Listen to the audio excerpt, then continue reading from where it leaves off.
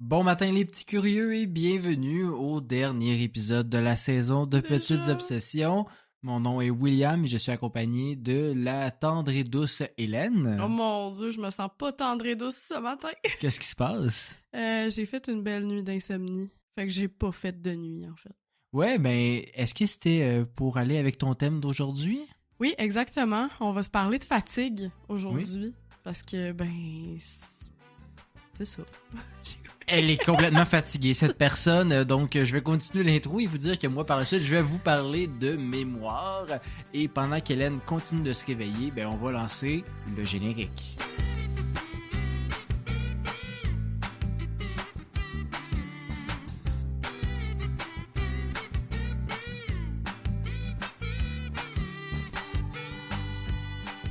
Will, à ce que je sache, c'est le dernier épisode de notre saison, tu viens de le dire. Oui, effectivement. Mais peut-être que ça a changé là, durant le générique, je sais pas. Non, ça l'a pas changé. C'est une saison plus courte cette année, mais on en a parlé dans la dernière saison que on vous laisse donner un peu de temps pour... Ben c'est ça, parce qu'on est fatigué. Oui, entre autres. On était fatigué l'année passée, puis on veut pas se fatiguer cette année. Non, mais sans blague, ça va quand même bien. Ça va pas mal mieux que la fin de la saison passée. Tu me fais peur.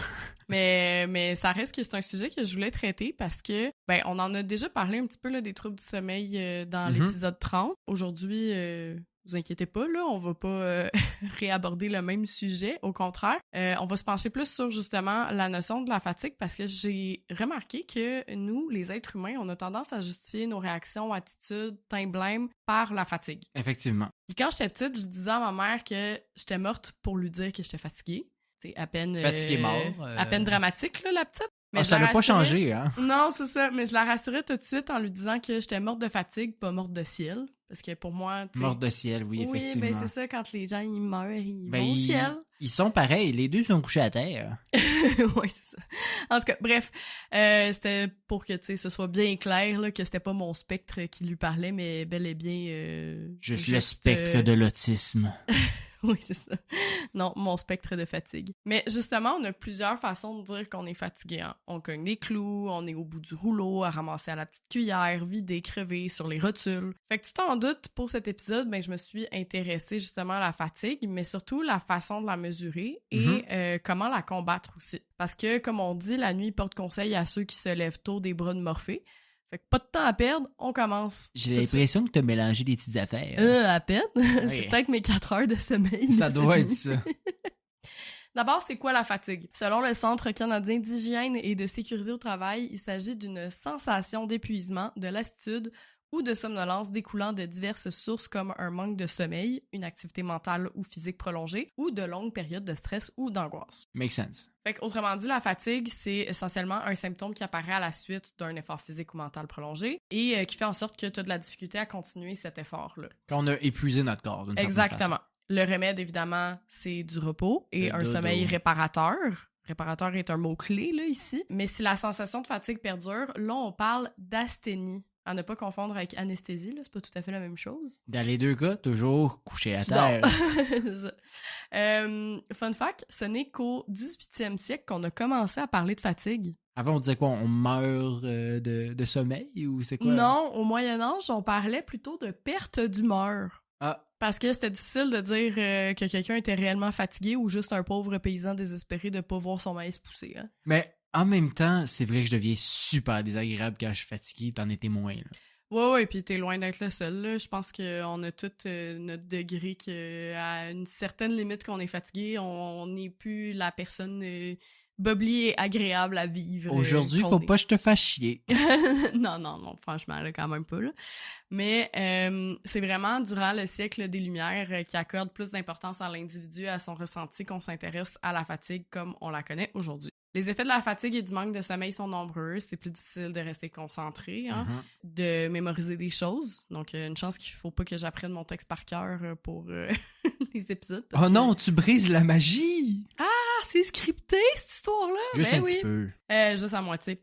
Ça fait aussi en sorte que le système immunitaire est au ralenti, ce qui explique pourquoi tu tombes souvent malade, mettons, en fin de session ou après avoir quand fait t'es fatigué, des gros efforts, ton système... t'es fatigué, justement. La tension artérielle augmente, ce qui augmente aussi le risque de crise cardiaque. On a tendance à manger plus, donc probablement prendre du poids parce qu'il y a un dérèglement hormonal. On gère aussi moins bien nos émotions, comme tu le disais tout à l'heure. On est plus grumpy. On augmente nos chances de développer un cancer colorectal. On va savoir le lien, là, je sais pas, mais j'ai lu ça sur plusieurs sources scientifiques. Et notre espérance de vie peut même être réduite et surtout, on peut avoir des cernes. Oh, ça, c'est vraiment le moment dramatique, là. Regardez-moi, j'en ai plein.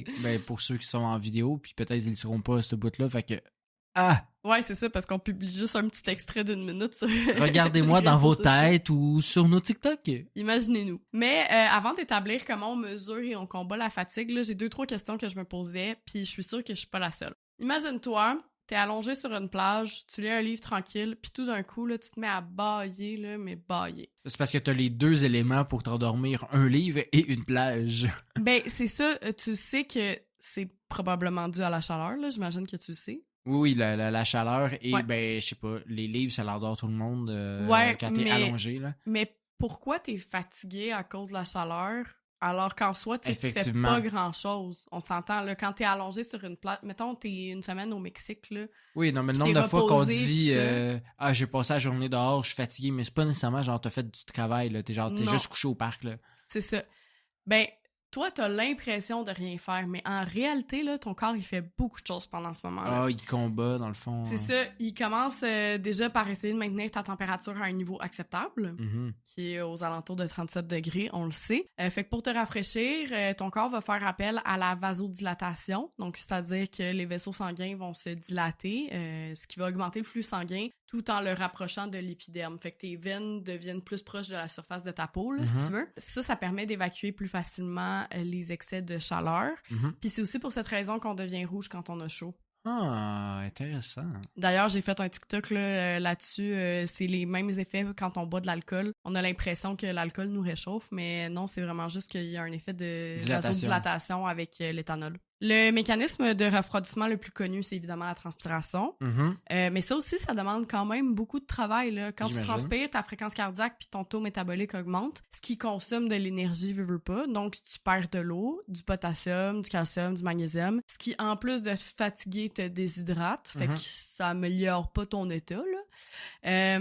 Mais maintenant, je sais pas toi, mais faire de la route et ne pas conduire, moi aussi, ça m'endort. Moi, pas tant. OK? Mais en même temps, tu sais, moi, je préfère ça que d'être malade parce que j'ai le mal des transports. Fait que je préfère dormir. Mais pourquoi la voiture endort certaines personnes, tu sais? C'est à cause de la vibration, un peu? T'as la réponse. Je suis si hot. Je vais quand même l'expliquer là, pour les gens qui le... Prochain sujet. Prochain sujet, non, c'est ça.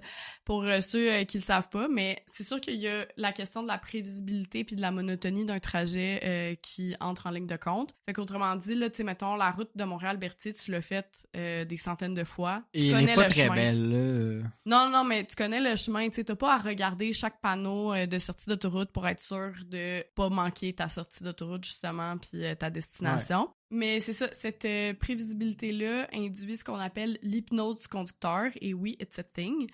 Ça t'est peut-être déjà arrivé là, d'avoir parcouru une certaine distance, justement, en allant à Berthierville, par exemple, puis pas te rappeler d'avoir franchi une certaine étape. Oui, ça, c'est le pire moment, puis tu es juste comme « oh fuck ». Genre, à quel point j'étais concentré ou pas, là. Tu te dis « aïe, je suis déjà rendu là » ou « il me semble que j'ai pas vu telle affaire sur le chemin, mais tu l'as passé il y a comme 5 km, mettons. » Ben ça, comme je te dis, ça arrive parce qu'on connaît le trajet, fait qu'on est moins concentré. Mais c'est pas tout. Selon une étude du RMIT University de Melbourne, en Australie, les vibrations naturelles de la voiture seraient une des principales causes d'endormissement et pourraient provoquer cette sensation en seulement 15 minutes. Oh shit! Fait que déjà, après 15 minutes de voiture, là, tu commences à ressentir des effets de... pas de somnolence, mais vraiment d'endormissement un petit peu. Puis quand je parle de vibrations naturelles, là, c'est qu'elles sont dues au moteur, au frottement des pneus sur l'asphalte et à l'aspect de la route en général. Là. Donc...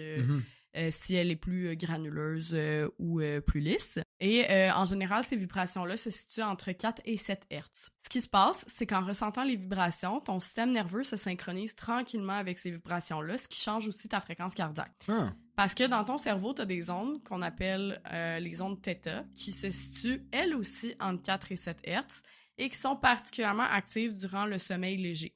Fait qu'ils vont tout simplement se synchroniser. Puis c'est vrai, là, donc ce qu'on dit là, pour les bébés, notamment, que la voiture, ça permet de les bercer puis de les endormir. Donc, si vous avez des enfants en bas âge et qui ne veulent pas dormir, ben peut-être essayer d'aller faire un petit tour de voiture. Mes parents faisaient ça aussi, sauf que là, le gaz, ça coûte cher. Ouais, exactement. Puis c'est pas la méthode la plus écologique non plus, on s'entend. Shaker la poussière à ta place. Moi, j'avais pas ce problème-là. Je faisais mes nuits après un mois. C'est maintenant que je les fais plus. Ouais, effectivement. L'affaire, c'est qu'il y a un accident de la route sur 5 qui serait dû à l'endormissement et la fatigue au volant. Et on a 3 fois plus de risques d'avoir un accident si on a sommeil. On s'entend, là, les principales causes de cette fatigue, c'est le manque de sommeil, mais aussi la prise de médicaments. Là. Fait que faites bien attention quand vous recevez une prescription. Si le pharmacien vous dit de pas conduire, ben conduisez pas. L'effet de vibration, par contre, il est pas loin derrière. Là, il arrive en 3e position. Pour l'instant, il n'y a pas de solution autre que de ne pas conduire ou de s'arrêter quand on est fatigué. Ceci dit, depuis cette étude dont je te parlais là, de l'Université de Melbourne, on se penche sur la création d'un siège conducteur conçu pour lutter contre l'endormissement. Fait que ce serait un siège qui vibrerait moins ou plus, mais qui se synchroniserait pas là, avec les ondes que t'as dans le cerveau. C'est bien nice. Fait qu'entre-temps, si vous êtes fatigué sur la route, pensez à faire des pauses et à changer de conducteur si c'est possible. Soit dit en passant, monter le volume de la radio, ben c'est la vite, là, ça n'a pas de réel effet. En tout cas, on n'a pas de données scientifiques à cet effet-là. Puis ça n'a pas été démontré. Puis la caféine, ben c'est pas la solution optimale, surtout pour le cœur. Justement, sais-tu pourquoi le café nous tient réveillés? Oui, mais là, je veux pas encore briser... mais non, mais je serais curieuse de... Ben, en fait, c'est que c'est juste... Ça ne te réveille pas, ça fait juste bloquer tes récepteurs de fatigue. Fait que t'as juste que tu ne la ressens pas, mais t'es toujours aussi fatigué. Ouais. Encore une fois, je vais expliquer un petit peu tout ça parce que je vais ajouter des détails que t'as peut-être pas. Tu vas me dire que c'est à cause de la caféine, justement. Ben effectivement, j'ai eu envie, moi, de comprendre là, une fois pour toutes pourquoi et comment cette molécule agit comme un psychoactif. Fait que d'abord, la caféine ou la théine ou la guaranine, parce que ce sont tous des synonymes, ça se retrouve dans différentes plantes comme le caféier, le théier et le cacaoyer, parce que oui, il y en a dans le cacao. C'est des synonymes ou c'est des trucs qui font le même effet sur le corps? C'est la même molécule. Ah, ben ça parouette. Fait que dans le thé, à moins que ce soit un thé déthéiné ou décaféiné, il y a de la caféine. Quand tu bois une boisson qui contient de la caféine, ton intestin l'absorbe, comme pas mal toutes les boissons. Donc, rapidement, la caféine va se rendre dans ton sang et atteindre le cerveau. Le petit cours de biologie 101, ton cerveau, il fonctionne en envoyant et en recevant des messages. Oui. C'est Post Canada là-dedans, puis les neurones sont des petits facteurs qui livrent les messages. Si c'est plus clair pour les gens qui n'ont pas passé leur biologie. J'aime l'image. Pour transmettre des messages, des molécules doivent se greffer aux récepteurs neuronaux. Et parfois, ben, ce sont pas les bonnes molécules qui se fixent aux neurones, comme la caféine qui prend la place de l'adénosine, une molécule qui lui ressemble beaucoup. Sauf que l'adénosine, c'est le signal qui est envoyé à ton corps pour lui dire d'aller dormir. Plus précisément, l'adénosine, c'est un résidu de l'adénosine triphosphate, donc l'ATP. L'ATP, c'est la molécule de l'énergie, celle qui fait fonctionner tout ton corps, notamment le mouvement des muscles, le maintien de la température, la digestion, la réflexion, etc. Quand tes réserves d'ATP sont épuisées, elles vont libérer l'adénosine, donc cette espèce de déchet, là, si on veut, qui va venir se fixer à tes neurones pour dire à ton cerveau « Hey, j'ai fini mon travail, maintenant tu peux aller dormir. » Puis il est temps de te reposer puis de refaire le plein d'ATP. Fait que tu comprends que si la caféine, elle se greffe à la place de l'adénosine, ben le neurone, ou en tout cas ton cerveau, il reçoit pas le message comme quoi c'est le temps de mettre la switch à off. Fait comme tu disais, c'est pas que ça l'enlève la fatigue, c'est juste que ça la camoufle. C'est ça. Environ 1 heure après l'ingestion de caféine, t'es à ton pic de concentration. Et sa demi-vie est d'environ 5 heures. Fait qu'après 5 heures, il reste seulement la moitié de la caféine ingérée dans ton corps. Ceci dit, ce n'est pas une raison pour arrêter de dormir et consommer du café sans arrêt, là, la gang. Déjà parce que vous verrez très vite que vous aurez des troubles de l'humeur, moteurs et visuels qui vont apparaître. Et si vous vous privez de sommeil pendant 3 jours, ben bonjour les hallucinations. Mais ça l'explique pourquoi ne pas boire du café. Tu sais, comme mettons, moi, après 3 heures, ça commence à être trop tard pour boire un café parce que, ben, justement... Il est juste à sa demi-vie-ish, tu sais, le rendu à 10 heures le soir. Là. C'est comme les médicaments aussi, là, quand tu te sèvres, faut que tu ailles tranquillement parce que ce médicament-là, c'est pas parce que tu l'as pas pris aujourd'hui que la pilule t'as pas encore un effet sur ton corps. Ouais, il y a plus d'effet sur ton corps, fait que ça prend du temps à se sevrer. On essaye évidemment d'éviter de prendre de la caféine 8 à 10 heures avant d'aller se coucher. Ah, bon, ben voilà. Fait que... 8 à 10 heures, Ouais, selon Ouais. les recommandations, là. je respecte le 8. Ouais. En fait, selon un article de Radio-Canada, la dose sécuritaire pour un adulte serait de 200 à 300 mg de caféine par jour, soit 2 à 3 tasses de café filtre, Ah, ça va. ou 3 à 5 espressos, ou 4 à 6 tasses de thé noir, ou 3 à 4 canettes de boissons énergisantes, ou 6 à 9 canettes de cola. Il me semble que c'est pas égal, ces affaires-là. là. Non, c'est ça, je sais pas pour toi, là, J'ai mais... l'impression que ça devrait être tout l'inverse. là. Ça devrait être une demi-canette de Ouais, gourou, là. je représente pas l'être humain lambda, je bois pas de café tous les jours, mais tu sais, je bois quand même régulièrement du thé. Puis j'ai déjà fait l'erreur de boire 2 cappuccinos glacés dans la même journée, j'avais l'air d'être sur la poudre à côté, là. Ah non, ça devait être horrible. Fait que tu vas me dire que c'est sûr qu'il y a la quantité de sucre qui joue, mais sacrément 4 boissons énergisantes par jour. Il y en a qui le font, puis il y en a qui font plus, puis c'est dégueulasse. Là. Ouais, non, c'est horrible, là. Puis même, tu sais, 9 canettes de cola, là, moi, ça me mais en rentre tout pas cas, dans la tête non plus. souvent ils disent que les canettes de boissons énergisantes, c'est qu'ils voient plusieurs cafés, fait qu'en tout cas, C'est bizarre. ça. Fait que prenez ça avec un grain de sel, là, retenez là, que c'est 200 à 300 mg de caféine. On n'est pas par jour. médecin. Exactement. Ce qui m'amène tout de même à parler des façons saines de combattre la fatigue chronique. Là, encore une fois, je ne suis pas spécialiste de la santé, fait que j'ai pas voulu m'aventurer à faire la promotion du ginseng ou de la vitamine C pour remplacer la caféine, par exemple. Ben là. Je préfère vous parler des bonnes habitudes plutôt à mettre en place, même si le mieux reste de consulter. Surtout... Est-ce que tu vas parler de ne pas regarder son téléphone cellulaire tandis que t'es la pire personne à ce Non, niveau-là? justement, je vais pas en parler de ça. Ah, voilà, ça sélectionne ses sources.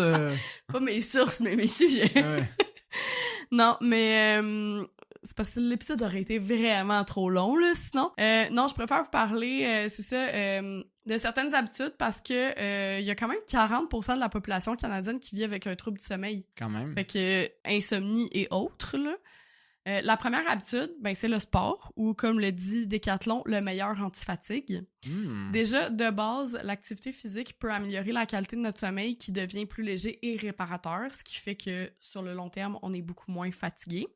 Parce que bouger au moins pendant 30 minutes libère des endorphines, l'hormone du bonheur. On se sent bien relaxé après le sport. Cette sensation-là peut durer jusqu'à 6 heures, d'ailleurs.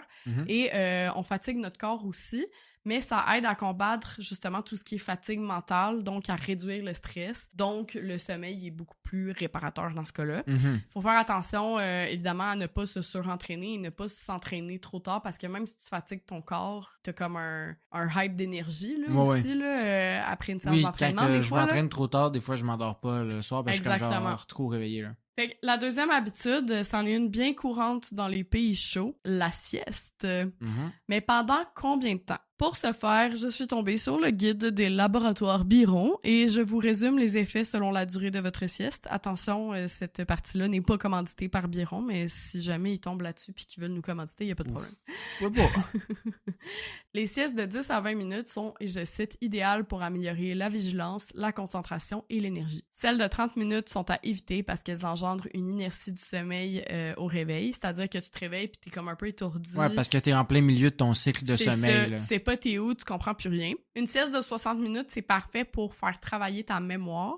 Et les siestes de 90 minutes, ça représente un cycle complet de sommeil. Fait que comme celle de 10 à 20 minutes, elles améliorent la vigilance et la concentration. Et comme celle de 60 minutes, elles travaillent la mémoire. Donc, elle est idéale pour compenser une courte nuit de sommeil, par exemple. On recommande aussi de faire une sieste entre midi et 15 heures pour pas nuire à ta nuit de sommeil si t'es une personne qui a un rythme de vie dit normal. Là, mettons, tu travailles pas de nuit. Ça te redonne le temps de te refatiguer dans l'après-midi. Exactement. Puis ça peut sembler contre-intuitif, mais c'est pas fou. Biron suggère de prendre de la caféine avant une sieste qui durerait moins de 20 minutes. Oui. Je t'explique, l'effet stimulant de la caféine commence à se manifester au bout de 20 minutes. Fait qu'une fois qu'on a fini notre sieste, ben c'est plus facile de se remettre dans un état d'alerte. Puis si on n'a pas envie de faire une sieste, on peut aussi opter pour une séance de relaxation ou de méditation. Ouais, le problème, c'est que moi, je le déguste mon café, fait que ça va me prendre 15 minutes de la boire, fait que je suis un peu fuck, là, mais oui, exact. Tu prends un petit shot là, d'expresso. J'ai pris un café ce matin, puis tu sais, je savais que j'allais parler de ça, puis là, je suis comme, je pourrais faire une sieste, mais là,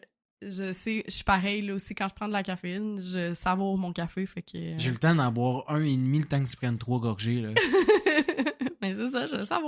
Ça, c'est pour le commun des mortels, ces recommandations-là. La personne qui travaille de 9 à 5 et a une nuit de sommeil relativement complète. Mais pour Hercule pis Zeus, c'est pas la même chose. Non, là. c'est ça. Ok. Si vous êtes du type lève très tôt, là, genre avant 5 heures du matin, ça peut être bien de faire une sieste de 90 ou 180 minutes, soit 1 ou 2 cycles de sommeil complet ou plusieurs petites siestes de 20 minutes. Et si vous travaillez de nuit ou que vous souhaitez faire une sieste, donc je pense entre autres à ton papa, Bonjour Léo. faites-la environ 1h30 avant d'aller travailler. Si vous êtes insomniaque, ne faites pas de sieste, consultez plutôt un professionnel de la santé. C'est bien important. Ouais. Maintenant qu'on sait tout ça, je reviens à l'une de mes questions initiales. Comment est-ce qu'on mesure la fatigue? Il y a beaucoup de gens qui consultent pour ça, tu sais, qui arrivent chez leur médecin puis qui disent comme, ben, je suis fatiguée, qu'est-ce qu'on fait? C'est un peu trop simple comme question, probablement. C'est ça. C'est plus que recommandé, là, évidemment, de consulter. Là. Je vais jamais assez le répéter dans cet épisode-là parce que c'est sûr que la cause, elle peut jouer. Puis des causes Il y en a en de fatigue, sapristoche. il y en a autant qu'il y a d'êtres humains fatigués. Là. Est-ce que c'est dû à un effort physique? Est-ce que c'est dû à de l'épuisement, un trouble quelconque? Est-ce qu'on parle de fatigue physique, mentale, sensorielle? Est-ce qu'elle est liée à un trouble du sommeil, à une carence, à une maladie?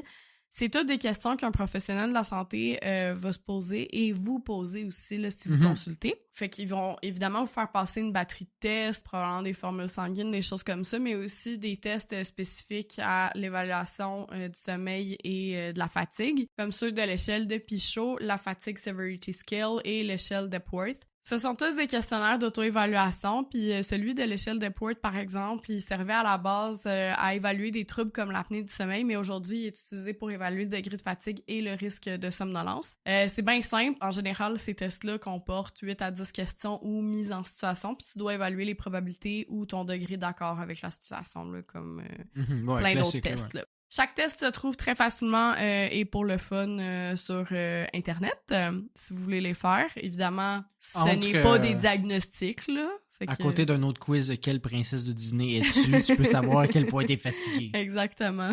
Choisis 5 plats et on va dire c'est quoi la première lettre de la personne que tu vas marier, là. J'espère que c'est H. Ah, fait qu'on va se marier. Prochain sujet. Celui de l'échelle de Pichot, il est recommandé comme il est très basique, puis il couvre quand même plusieurs Troubles, éléments, là, si éléments. on veut, là, la fatigue et du sommeil. Mais moi, comme je suis pas basic, j'ai passé le test de l'échelle d'Epworth. Puis j'ai décidé de vous partager mes résultats aujourd'hui, chose que je vais peut-être regretter demain, mais c'est pas grave, hein, j'ai 4 heures de sommeil, fait que je prends des décisions loufoques. Je sens qu'ils vont dire que t'es fatigué. Ouais. Ben là, je l'avais fait avant, en préparation de cet épisode-là. Oui, mais même Fait de que- façon générale, Ben, on verra. On a 8 mises en situation et une échelle de 0 à 3. 0 étant aucune chance que je somnole ou m'endorme et 3 étant forte chance que je m'endorme. Voici donc mes résultats. La première mise en situation, c'est quand je suis assise et que je lis. Moi, j'ai répondu que c'était faible. Je peux m'asseoir et lire un livre, je vais être correct. Par contre, si vous me demandez de moindrement m'allonger ou d'être sur une chaise sur une longue... chaise carrée, tu peux lire, mais tu liras jamais là-dessus, fait que... Exactement. En regardant la télévision, là, je sais qu'il y a du monde qui vont dire que je m'endors en 1 minute, mais ça dépend du moment de la journée. Tu sais, s'il est vraiment tard, c'est sûr que je m'endors devant la télé, mais comme ça, en pleine journée, c'est quand même assez faible. Fait que j'ai Oui, répondu faible. ça dépend si c'est toi qui as choisi le truc qu'on écoute ou si c'est moi. Si c'est moi, tu t'endors pas mal plus facilement. C'est vrai.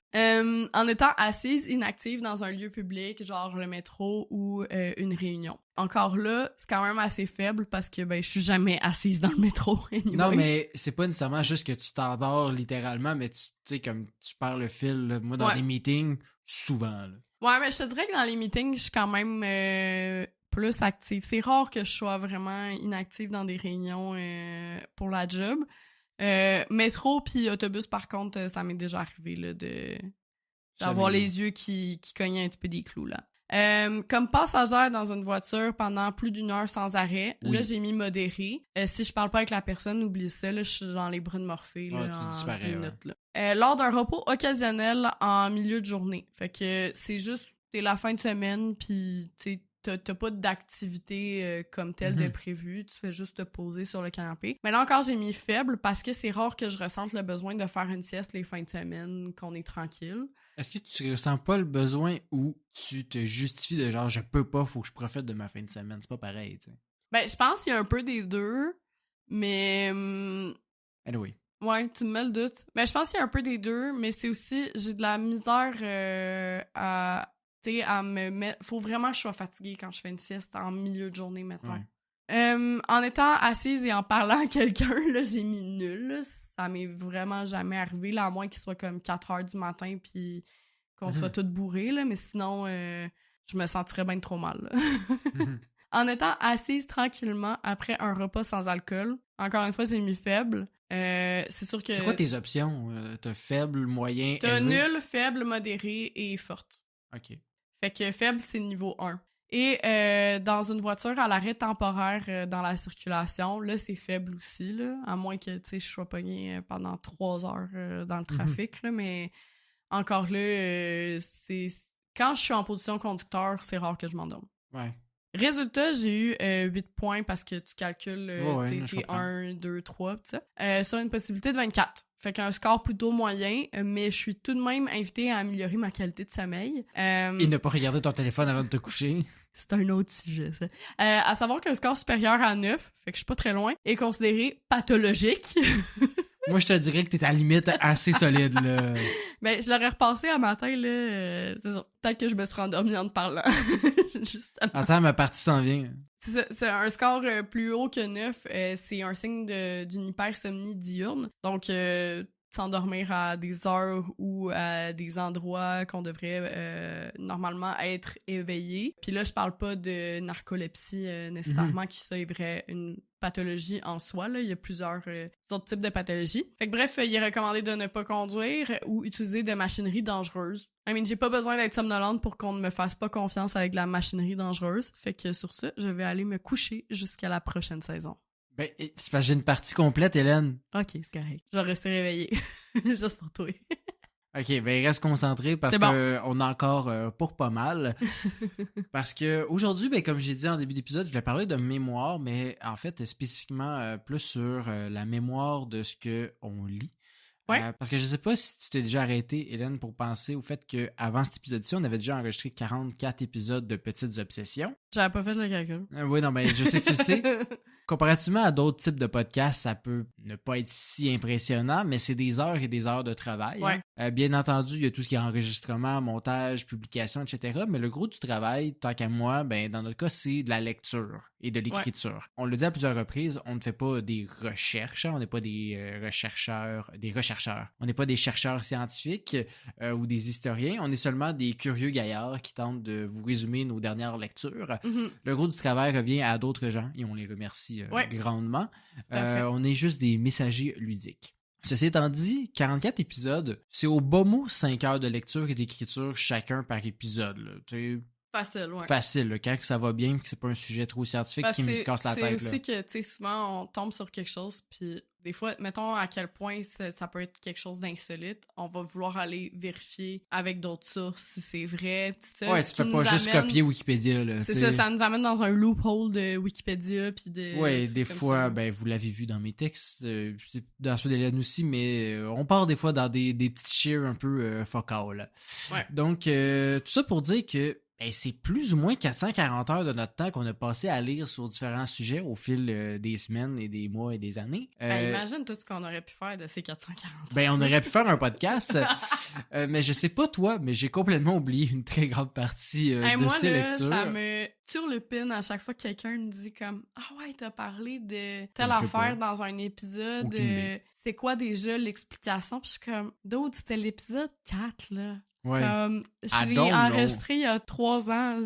J'ai dû faire du ménage là, dans mon cerveau. Là. Je peux me rappeler de certains éléments plus marquants et les grandes lignes de la majorité des épisodes, mais je suis pas mal sûr que j'apprendrais des affaires en réécoutant la majorité d'entre eux. Vraiment. La preuve, je parlais justement de mémoire olfactive dans l'épisode 24. Il a fallu que je retourne voir mon texte pour être sûr que j'allais pas répéter de l'information aujourd'hui.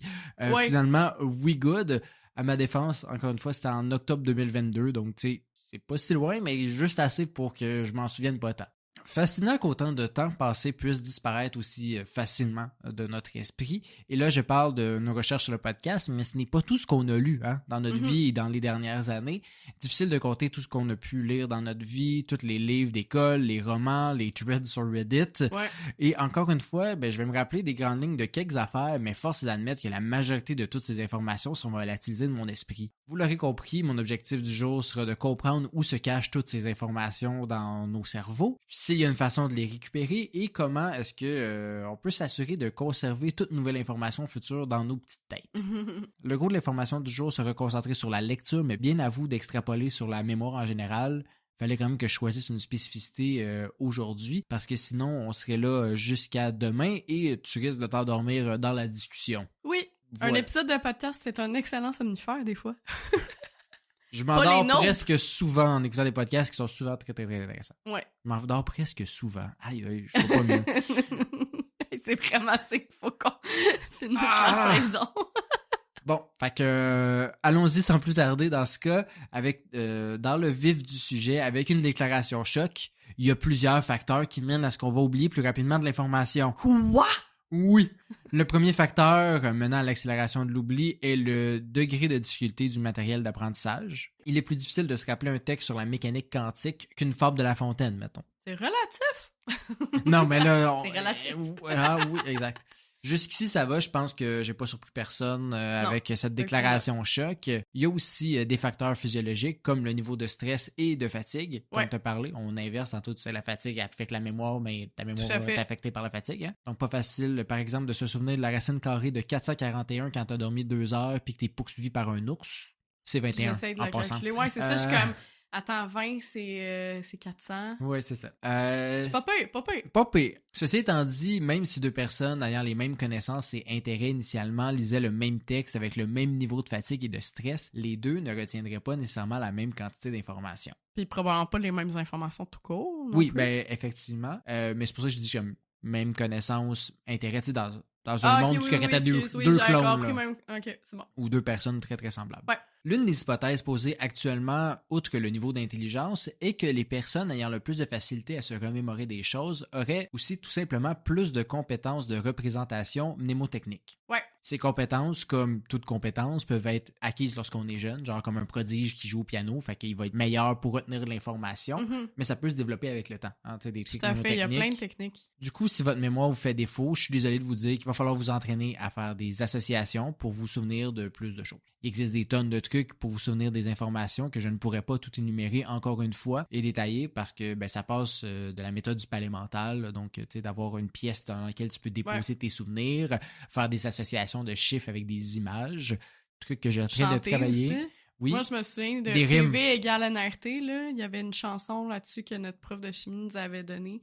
Je sais plus que ça fait cette formule-là, mais je peux pas me retirer PV égale NRT de la tête. Mais ça, tous les trucs sont bons et à un point, ils finissent par venir naturellement avec la pratique. Donc, utilisez la technique qui va le mieux avec votre type de cerveau de façon générale. Moi, actuellement, je suis en train d'essayer de faire des liens avec des chiffres puis des images. Là, c'est bien rigolo, oui, parce que tu as lu un livre de Fabien Licard, un mentaliste français. Vraiment intéressant. Fait que le 0, c'est un 9, le 1, c'est une barre de fer. Puis là, après ça, tu peux t'imaginer puis faire la suite plus facilement parce que tu vas te souvenir plus d'images que d'une liste de chiffres. Fait que toi, ta liste d'épicerie, c'est une bande dessinée, dans le fond, là. Oui, un peu, effectivement. Intéressant. Ceci étant dit, je comprends déjà mieux pourquoi j'oublie la majorité de l'information que je lis sur le podcast. Mon objectif quand je lis les différents articles est oui de pouvoir vulgariser l'information et bien la retranscrire, mais pas nécessairement de retenir l'information par la suite. Non, parce que c'est ça, tu sais, des fois c'est des informations tellement futiles que... C'est ça. Il y a beaucoup de questions lors du podcast et la réponse principale, je vais m'en souvenir. Par contre, on passe de gauche à droite et c'est souvent dans des concepts plus complexes qui vont donner de l'information complémentaire à notre sujet principal. Mais mon cerveau les catégorise pas nécessairement comme l'information prioritaire, c'est juste un petit fun fact. Ouais. Des fois, il retient juste ce fun fact-là parce qu'il est vraiment con. Mais c'est ça, la plupart des trucs sont classés as trash dans mon cerveau. Puis il y a très peu de trucs mnémotechniques à l'œuvre pour que je m'en souvienne. Parlant de trucs mémotechniques, si c'est quelque chose qui vous intéresse, là, on vous recommande le podcast Trouver Nemo avec Antoine Vézina et Frédéric Barbouchi. Oui. C'est vraiment intéressant là, pour si vous voulez retenir les capitales. C'est pas full scientifique, là, puis Non. leurs trucs, des fois, sont boboches, mais il y en a des bons qui... Maintenant, je me souviens des capitales. C'est vraiment intéressant, je trouve, de voir leur schéma de pensée pour arriver à des trucs mémotechniques, justement, parce que tu vois, justement, qu'on a toute une façon différente de penser, puis des fois, eux, ils se confrontent même sur leur schéma de pensée, là, justement, de comment ils seraient arrivés à retenir telle information, par exemple. Puis c'est des petits épisodes, c'est bien ludique. Effectivement. On a bien aimé, nous. Mais outre les trucs mnémotechniques, il y a aussi un autre élément qui va faire qu'on va moins se souvenir. Puis même si j'ai écouté ces épisodes-là, puis qu'au début, je m'en souvenais bien, j'ai pas pratiqué mes capitales, puis je m'en souviens pas. Parce que oui, un des éléments principaux, c'est le manque de répétition. Comme on n'est pas des experts sur les sujets dont on parle à chaque épisode, il s'agit souvent d'éléments qu'on consulte une fois et qu'on ne revisite pas par la suite. Je vais rarement relire mon texte après un épisode ou continuer à lire sur le sujet parce que c'est ma petite obsession du moment. 2 fois, le temps de faire le montage, là, quand même. Je le relis pas, j'écoute et non, c'est mais plus l'effort c'est une autre forme de mémorisation. Effectivement, quand même. mais on s'entend, ce n'est pas revisité par la suite. Ouais. C'est juste un truc initial. Cependant, un rappel actif serait la clé principale pour se rappeler de l'information. Selon le philosophe et psychologue allemand Hermann Ebbinghaus, la clé est donc de revisiter à plusieurs reprises nos lectures et chaque répétition dans l'apprentissage augmente l'intervalle optimal entre 2 répétitions. Du coup, si ton objectif est de retenir quasi parfaitement une liste de choses X, il est important d'exercer plusieurs répétitions initiales avec quelques jours d'intervalle. Puis une fois que tu vas sentir que tu l'as maîtrisé après quelques jours, là, tu peux espacer tu le fais une fois par semaine, puis après ça, une fois par mois. Puis au final, tu vas être capable de juste faire une répétition par année puis t'en souvenir à vie. C'est quand même pas mal comme technique là, de savoir, mais il faut avoir une certaine rigueur pour pouvoir retenir ces informations-là. Bien entendu, la meilleure façon de se souvenir de ces informations-là entre 2 sessions de répétition, c'est des trucs mémotechniques. Fait que tout est dans tout. Tout à fait. Bien entendu, par contre, vous n'êtes pas obligé de faire ça pour tous les éléments dont vous voulez vous souvenir, sinon la vie ne serait qu'une constante révision pour un examen qui n'arrivera jamais. Les recherches démontrent que plus l'apprentissage initial est efficace, plus ça ralentit le processus d'oubli. Donc, plus vous avez fait vos devoirs adéquatement initialement, moins vous avez de chances d'oublier l'information. C'est pour ça que Duolingo, il nous donne 8 fois le même exercice d'affilée. Ben oui, c'est la répétition, puis parce que si tu le faisais juste une fois, même si c'est clair la première fois que tu le fais, oui, t'oublies le mot ou la façon de le dire. C'est pour ça que tu dois revenir à différents jours et non faire un cours en une seule journée. Une personne qui apprend une langue en une seule journée, j'aimerais bien rencontrer ça. Il n'est donc pas non plus d'ailleurs surprenant que j'oublie la majorité des trucs que j'ai appris au secondaire parce que j'avais la fâcheuse manie d'étudier presque exclusivement la veille des examens. Ah, t'étais ce genre de petit bum-là. Parfait pour la mémoire à court terme. Fuck all utile pour le Will du futur. Toujours à recommencer. Exact. D'ailleurs, pour les étudiants qui seraient à l'écoute, il est idéalement recommandé de revoir la matière quelques heures après être sorti d'un cours pour cimenter la première couche de connaissances avant de continuer à la revoir périodiquement. On n'a vraiment pas le goût de relire sur le sujet qu'on vient de passer 3 heures en classe. Non. Mais, en tant que vieux monsieur qui était très loin de faire ça, écoutez-moi! Asseyez-vous droite aussi parce que sinon vous allez avoir mal au dos. Donc voilà les conseils de Papy William. Ceci étant dit, tout ça est d'un point de vue très empirique avec une même valeur pour les informations. Une sorte de guide du débutant de la rétention de l'information de manière générale. Par contre, il y a d'autres facteurs qui vont influencer le fait de se souvenir d'une information, comme les émotions qui vont nous faire vivre là, ces informations-là. Donc de la surprise, de l'émerveillement ou le rire. Ou encore, tout simplement, l'intérêt pour le sujet. Tu vas te souvenir bien plus des trucs qui sont reliés à ton sujet de prédilection. Mais donc voilà, on va se souvenir davantage des trucs qui nous ont touchés. Donc, mettons, dans un roman, on va se souvenir plus de la grosse twist que le moment où il allait décrire la pièce du manoir, là, à moins que tu sois vraiment fan d'architecture. Là. Dans le même ordre d'idée, on a plus de chances de se souvenir de certains éléments lus si on les a associés avec un lieu. OK. Je me souviens, par exemple, que j'étais sur le divan chez mes parents lorsque j'ai lu pour la première fois sur les pigeons photographes. Ouais. Puis je me souviens aussi, d'ailleurs, davantage des livres que j'ai lus lorsque j'étais en voyage, parce que, il y a comme c'est vrai. un peu un lien que j'ai fait avec ça. Fait que il y a un lien émotionnel. Ça peut être soit un lien avec un lieu, mais ça peut être aussi avec une action que tu faisais à ce moment-là. Mais j'avais lu quelque part où je pense que c'est des profs qui nous avaient dit ça, que quand on étudiait justement pour un examen, d'essayer de se remettre dans le même contexte que quand on va passer l'examen. Fait que par exemple, si vous avez le droit de mâcher de la gomme, que c'est une habitude que vous avez, Ben, tu fais des Ben, liens avec... en étudiant, mâchez de la gomme, puis quand vous êtes à votre examen, mâchez de la gomme. Ça va comme retravailler votre mémoire, puis ça va vous ramener aussi à ce moment-là où vous étudiez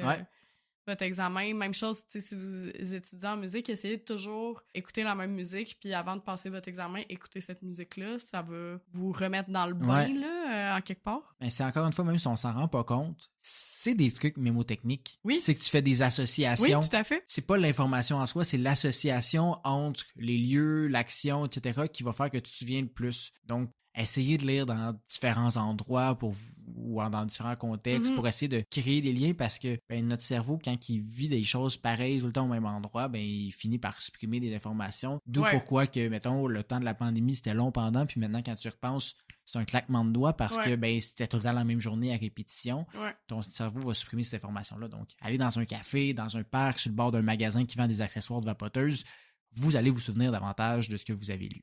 Encore une fois, certaines personnes ont plus de facilité à faire ces liens sans s'en rendre compte, donc ne vous tapez pas trop sur la tête, ça ne fonctionne pas à tout coup. La mémoire, c'est aussi un muscle, puis on part tous à des endroits différents, comme pour toute compétence.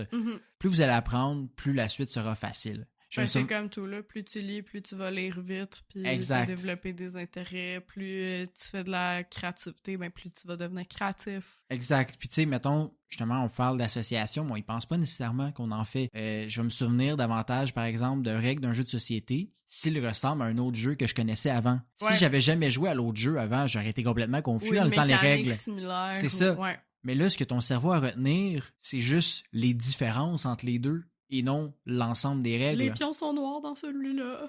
Tu comprends ce que je veux dire. Ouais, je sais. Ceci étant dit, par contre, je n'ai pas que des bonnes nouvelles et des solutions. Aujourd'hui, malheureusement, je suis aussi porteur d'un terrible message. Non, William! Je sais. Celui-ci n'est encore une fois pas très surprenant par contre, mais l'Internet nuit à votre mémoire, mes amis. Selon des études publiées en 2011 par le National Center of Biotechnology, l'humain se sert un peu d'Internet comme d'une mémoire externe. Ouais. Pourquoi retenir de l'information lorsque je peux toujours aller sur Google, Wikipédia ou YouTube pour retrouver ce dont j'ai besoin? Si une personne sait qu'elle pourra à nouveau avoir accès à une information dans le futur, elle aura tendance à ne pas la mémoriser. Ça peut être la même chose avec l'écriture, là, de certains points de vue. Il y avait un prof dans notre cours de communication qui nous avait mentionné une citation d'un philosophe, là, je me souviens plus c'est lequel. C'est pour dire, justement. Mais la citation, c'était quelque chose comme l'écriture, c'est à la fois un remède et un poison pour la mémoire. Parce que les paroles s'envolent, mais les écrits restent. Fait que ça permet de cultiver une certaine tradition. C'est une pratique aussi de la mémoire de pouvoir écrire quelque chose, mais après ça, tu peux aussi dire « je l'ai » puis c'est exactement ça. Fait que c'est le remède parce que ça permet de garder une trace de notre passé, de notre passage sur Terre, de l'histoire, tout ça. Mais en même temps, c'est un poison parce qu'on se dit comme « ah, c'est noté, fait que c'est correct. Je peux me le sortir de la tête. » Puis combien de fois ça nous est arrivé de justement mettre quelque chose dans notre agenda, puis on arrive, puis là, on a la notification. Oh shit. Rendez-vous dans 15 minutes. Ça nous est arrivé là, cette semaine, justement. On avait un rendez-vous à la banque, puis on a comme pour 20 minutes de char, puis on a reçu la notification, puis on a fait « ah shit, c'est vrai, on avait rendez-vous à la banque. On a oublié. » Oui, et aussi, d'ailleurs, ça tombe parfaitement que tu dises ça, mais c'est pour ça aussi, d'ailleurs, qu'il y a plein d'hommes dans des couples qui vont demander 14 fois des informations de base comme « c'est quoi qu'on a prévu en fin de semaine » ou « où est-ce que tu as rangé le fer à repasser? » Non, ça, c'est juste parce que vous êtes cons. Mais c'est parce qu'ils n'ont pas besoin de s'en souvenir. Leur femme, c'est leur mémoire externe. C'est une généralisation. Oui, non, mais t'as tout à fait raison. Là, c'est comme ça qu'on a été on a été éduqués comme ça, ouais, mais de certaine façon, ces gens-là n'apprennent pas cette information-là parce qu'ils savent qu'ils peuvent y accéder facilement. Le nombre de fois que tu me demandes où sont tes clés, puis que j'ai même pas touché, puis je les trouve. Non, mais je me dis peut-être qu'ils t'es vu en passant. Là. Anyway. Hélas, par contre, les mauvaises nouvelles ne s'arrêtent toujours pas. Encore, notre cerveau n'est pas adapté au surplus d'informations. Par exemple, selon une autre étude effectuée par le professeur Jared Horvat, 80% des consommateurs de nos jours pratiquent ce qu'on appelle le binge-watching, c'est-à-dire écouter une série télé toute d'une traite. Ceci aurait cependant un impact sur ce dont on se souvient des émissions qu'on écoute, alors que ces personnes se souviennent facilement des émissions immédiatement après leur écoute, un peu comme moi qui étudiais la veille d'un examen. ces souvenirs s'effacent vraiment plus rapidement que pour les personnes qui ont écouté plutôt la série sur plusieurs jours ou plusieurs semaines. Ça. D'ailleurs, les personnes ayant binge-watch une série auraient rapporté avoir eu moins de plaisir par rapport à ceux qui l'ont écouté de façon espacée, de façon globale par rapport à cette émission-là. Donc, des fois, on a trop hâte pour la suite pour ne pas continuer, mais ce petit moment d'attente en vaut la chandelle parce que on le savoure, on peut digérer l'information. Puis, des fois, quand j'ai trop binge-watch, je suis comme, c'était ça l'épisode 2, 3, 4, je ne sais plus. Tu sais, tout est comme vraiment plus un gros amas d'informations versus si tu le savoures. Je suis quelqu'un qui préfère espacer. Ouais. Je sais que toi, moins. Mais voilà. Non, mais j'aime quand même la partie de... Tu sais, ça build un hype et tout. Mais justement, mettons, quand c'est un Justement, épisode, c'est ça qui fait que ta satisfaction de plus, tu sais. Ça, oui, mais en même temps... La science le dit, Hélène! L'épisode, il sort le mercredi à 21h, puis qu'il faut qu'on attende tout le temps les mercredis à 21h, ben...